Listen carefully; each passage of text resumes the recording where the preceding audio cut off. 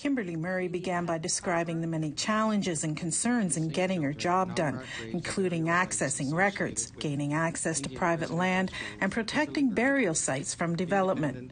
Murray said legislative changes need to be put in place to hold developers accountable. There's no legislation.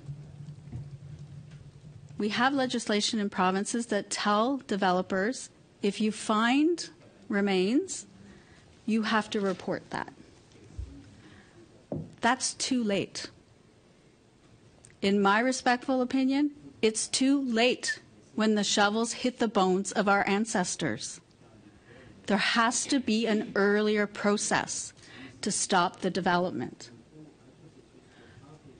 We know that the laws, when those shovels hit the bones of our ancestors,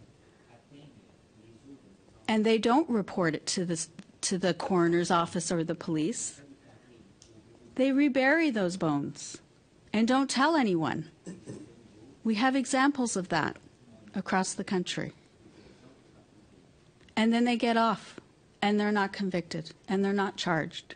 At a press conference later the same day, Minister of Crown Indigenous Relations Mark Miller was asked about communities that don't have access to possible graves on private or Crown lands. A number of initiatives we can take: the outright purchase of the land and securing for the community in question.